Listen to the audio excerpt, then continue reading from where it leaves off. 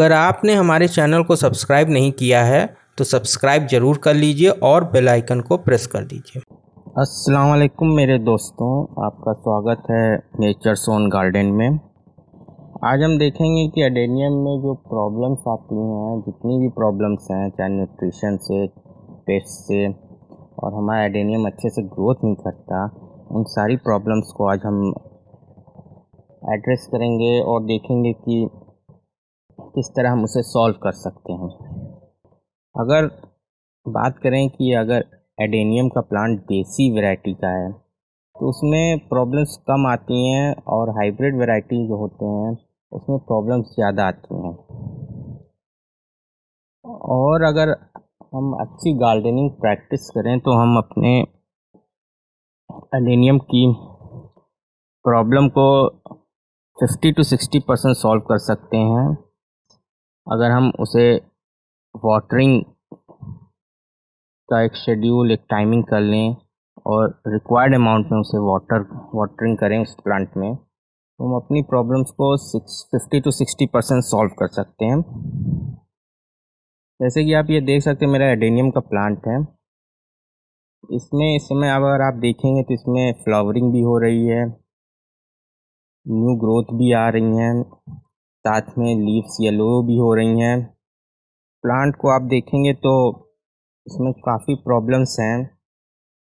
तो आइए एक एक करके इस प्रॉब्लम को हम एड्रेस करेंगे और सॉल्व करने की कोशिश करेंगे।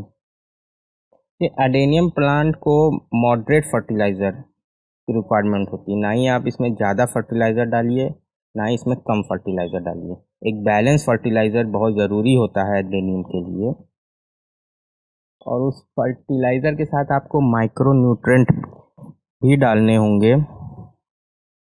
तो अगर हम माइक्रो न्यूट्रेंट जो कि NPK, मैग्नीशियम और कैल्शियम होता है, अगर उसकी बात करें तो सबसे पहले हम देखेंगे कि हमारे प्लांट में नाइट्रोजन की जो कमी होती है उसके क्या सिम्टम्स होते हैं। लेकिन नाइट्रोजन अगर आपके प्लांट में अगर आप यहाँ देखेंगे, ये जो लीव्स हैं, जो ओल्ड लीव्स हैं, वो येलोइंग होने लगेंगी, उसमें येलोइश हो जाएगी, उसमें ग्रीन कलर एकदम ख़त्म हो जाएगा। तो इससे पता चलेगा कि आपके एडेनियम में नाइट्रोजन डिफिशियंसी हो गई है, नाइट्रोजन की कमी हो गई है। और आप देखिए ब्रांच, जो आप अगर यहाँ पे इस तरफ देखेंगे तो ये देखिए, ये ब्रांच में लीव्स ख़त्म हो गए हैं। आप इस ब्रांच को देखिए, इस ब्रांच पे आप देखेंगे बस न्यू ग्रोथ वाली लीव्स है, और बाकी सारी लीव्स इसमें से फॉल ऑफ हो गई हैं, झड़ के गिर गई हैं। ये नाइट्रोजन डिफिशियंसी की वजह से होता है। और भी अगर आप ब्रांचेस देखें तो उसमें भी यही है, लीव्स के साइज़ भी बहुत छोटे हो जाते हैं प्लांट के। तो इस प्लांट को अगर आप ध्यान से देखें तो इसमें नाइट्रोजन की बहुत ज़्यादा डिफिशियंसी है। नाइट्रोजन एक मोबाइल न्यूट्रेंट होता है, जो कि जब उसकी डिफिशियंसी होती है तो वो जो अपनी नीचे की लीव्स होती हैं, जो लोअर लीव्स होती हैं प्लांट की, उसमें से नाइट्रोजन को लेके वो नए यंग लीव्स में प्रोवाइड करता है। इसलिए हमारी लो एंड की जो लीव्स होती हैं प्लांट की, लोअर एंड की, वो सारी येलो हो जाती हैं। लेकिन प्लांट को अगर इस डिफिशियंसी को ख़त्म करने की बात करें या सॉल्व करने की बात करें तो इसमें हमें नाइट्रोजन फर्टिलाइज़र डालना होगा। अब नाइट्रोजन फर्टिलाइज़र दो तरह के होते हैं, एक अमोनिया होता है, एक नाइट्रेट होता है। ये ऑर्गेनिक में भी ऑर्गेनिक की भी बात करें तो उसमें भी अमोनिया और नाइट्रेट दोनों होते हैं। अगर आप कंपोस्ट लेंगे और उसे सॉइल में ऐड करेंगे तो सॉइल के जो बैक्टीरिया और माइक्रो ऑर्गेनिज्म होते हैं वो उसे अमोनिया में कन्वर्ट करेंगे या फिर नाइट्रेट में कन्वर्ट करेंगे, और फिर वो प्लांट अब्जॉर्ब कर सकता है। ऑर्गेनिक में आप काऊ डंग मैन्योर डाल सकते हैं, ब्लड मील डाल सकते हैं। और अगर केमिकल की बात करें तो आप DAP यूज़ करिए, कोई भी नाइट्रेट फर्टिलाइज़र आप यूज़ कर सकते हैं, जिससे कि प्रॉब्लम बहुत जल्दी सॉल्व हो जाएगी। दूसरी बात करते हैं हम फास्फोरस की। फास्फोरस की डिफिशियंसी के सिम्टम है पुअर ग्रोथ, और रेड कलर हो जाते हैं लीव्स के, जो नीचे की लीव्स होती हैं वो रेड कलर की हो जाती हैं। मैं आपको एक प्लांट की लीव्स दिखाता हूँ। तो इसका कलर पूरी तरह से रेड हो गया है।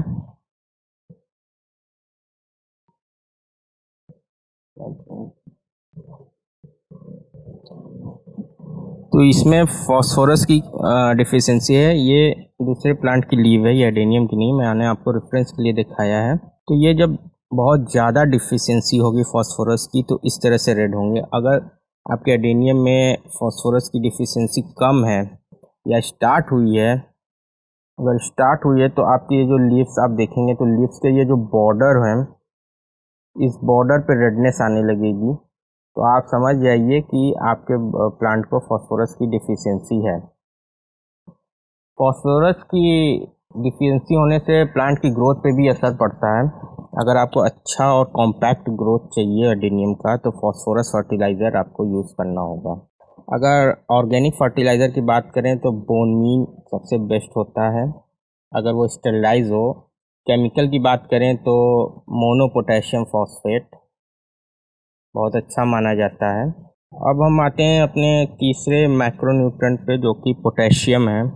अगर पोटेशियम की कमी होगी तो आपके लीव्स के जो साइड हैं वो बर्न हो जाएंगे। वो मैं आपको यहाँ दिखाता हूँ।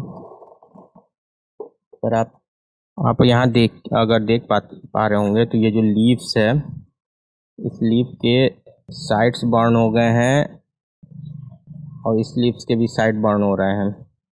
ये पहले साइड बर्न होते हैं, उसके बाद आपकी लीव्स के पूरी लीव्स ही बर्न हो जाएगी धीरे धीरे।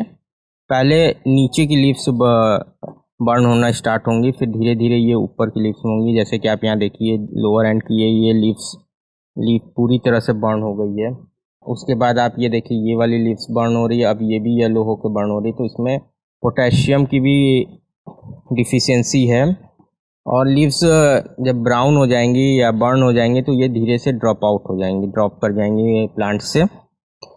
अगर ऑर्गेनिक फर्टिलाइज़र की बात करें तो इसमें बनाना पील, वुड ऐश या सीवीड फर्टिलाइज़र आप यूज़ कर सकते हैं। केमिकल में अगर केमिकल फर्टिलाइज़र की बात करूं तो पोटेशियम नाइट्रेट, पोटेशियम सल्फेट, ये ये दोनों फर्टिलाइज़र बहुत यूज़फुल होते हैं प्लांट की पोटेशियम रिक्वायरमेंट को फुलफ़िल करने के लिए। अब हम आते हैं अपने चौथे मैक्रोन्यूट्रेंट पे जो कि मैग्नीशियम है। मैग्नीशियम की अगर डिफिशियंसी की बात करें तो हम जो नीचे की लोअर एंड की लीव्स होती हैं वो येलो हो जाती हैं, लेकिन उनकी जो वेन्स होती हैं, नसें जो होती हैं वो ग्रीन ही रहेंगी। इस इस समय आप मेरे प्लांट पे ऐसी मैग्नीशियम की कोई डिफिशियंसी सिम्टम तो नहीं है कि मैं आपको दिखा सकूं, फिर भी मैं बता देता हूं आपको। ये लीव्स देखिए आप, ये लीव्स में जब मैग्नीशियम की डिफिशियंसी होगी तो ये वेन्स आप वाइट कलर की इसमें वेन्स हैं, ये वेन्स वाइट ही रहेंगी, ये साइड की भी वाइट रहेंगी। और ये जो दो वेन्स के बीच में जो ग्रीनरिश है, ग्रीन कलर है, ये येलो हो जाएगा। और ये आपके पहले नीचे के पत्तों से स्टार्ट होगा, नीचे के लीफ से स्टार्ट होगा, फिर ये ऊपर जाएगा। तो मैग्नीशियम की डिफिशियंसी वेन्स ग्रीन रहेंगी और लीव्स के जो बाकी ग्रीन पार्ट्स हैं, बाकी पार्ट हैं वो येलो हो जाएंगे। मैग्नीशियम की कमी को पूरा करने के लिए हम मैग्नीशियम सल्फेट, जिसे कि हम इप्सम सॉल्ट भी कहते हैं, वो यूज़ करेंगे और इसका स्प्रे आप करिए प्लांट पे तो वो मैग्नीशियम की डिफिशियंसी ख़त्म हो जाएगी। अब हम अपने पांचवें और लास्ट मैक्रोन्यूट्रेंट पे आते हैं जो कि कैल्शियम है। कैल्शियम की बात करें तो कैल्शियम की डिफिशियंसी होने पर लीव्स के जो टिप्स हैं, अगर आप ये देखेंगे, ये जो टिप है लीफ का, ये बर्न होगा, ये ब्राउन हो जाएगा। और फिर ये ब्राउन होने के बाद ये बढ़ता जाएगा, जैसे जैसे डिफिशियंसी होती जाएगी ये बढ़ता जाएगा। ये पहला सिम्टम जो है कैल्शियम की डिफिशियंसी का, वो लीव्स के जो टिप्स हैं वो बर्न होंगे। और दूसरा सिम्टम है आपके जो फ्लावर होंगे वो flower end rot, bottom rot या एंड रॉट कहते हैं उसे, ब्लॉसम एंड रॉट। वो हो जाएगा। ये फ्लावर जो आप अगर देखेंगे, मिनट में दिखाता हूँ आपको। ये जो आप बर्ड्स देख रहे हैं, फ्लावर बर्ड्स, ये ये रॉट हो जाएंगे, मतलब ये गल जाएंगे और ये ड्रॉप कर जाएंगे प्लांट्स से।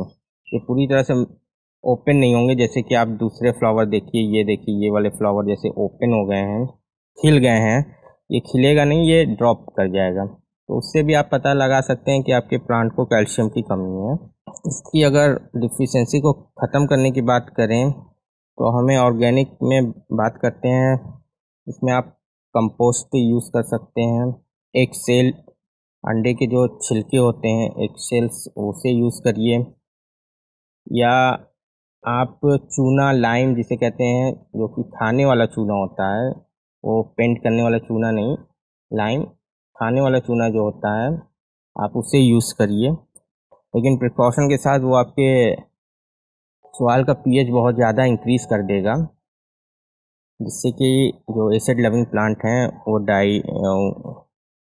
क्लोरोसिस की प्रॉब्लम आने लगेगी, न्यूट्रिशन अपटेक नहीं कर पाएंगे। और अगर हम कैल्शियम की बात करें तो कैल्शियम नाइट्रेट सबसे बेस्ट होता है। ये बहुत जल्दी रिकवरी कर देता है कैल्शियम की प्रॉब्लम से। तो ये 5 माइक्रो न्यूट्रेंट थे जो हमें प्लांट में, एडेनियम के प्लांट को बहुत ही ज़्यादा बैलेंस क्वांटिटी में इसे यूज़ करना चाहिए। और 15 डेज़ के टाइम इंटरवल पे अगर आप यूज़ करते हैं तो आपका प्लांट हमेशा ग्रोथ पे रहेगा और उसकी ब्यूटी हमेशा बनी रहेगी। अब हम आ जाते हैं माइक्रो न्यूट्रेंट्स की कैटेगरी पे। माइक्रो न्यूट्रेंट्स की बात करें तो सबसे पहले हम आयरन की बात करते हैं। आयरन की डिफिशियंसी अगर होती है प्लांट में, तो प्लांट की जो न्यू लीव्स होंगी, यंग लीव्स होंगी, जो न्यू लीव्स होंगी, वो पूरी तरह से येलो इन कलर होंगी। वो उसमें आपको ग्रीन कलर दिखेगा नहीं। यंग लीव्स जो नई नई निकल रही हैं वो एकदम येलो होंगी, उसमें ग्रीनरी आपको कहीं नहीं दिखेगी। वो पूरी, अगर आप बात करें तो पूरी इस कलर की ही निकलेंगी, या इससे थोड़ा लाइट कलर की। तो आपको पता चल जाएगा कि ये प्लांट में आयरन की कमी है। ये आयरन डिफिशियंसी होती क्यों है, अगर हम इस पर बात करें तो अगर आपकी सॉइल का पीएच 7 से ऊपर हो गया है, 8 हो गया है, 8.5 हो गया है, या 9 हो गया है, तो आपको आयरन डिफिशियंसी दिखेगी प्लांट में, क्योंकि अल्कलाइन सॉइल में प्लांट आयरन अपटेक नहीं कर पाते हैं। और दूसरी बात करें तो अगर आपकी रूट डैमेज हो गई हैं रिपोर्टिंग की वजह से, अगर आपकी रूटें डैमेज हो गई हैं, इससे भी आपकी आयरन डिफिशियंसी हो जाती है।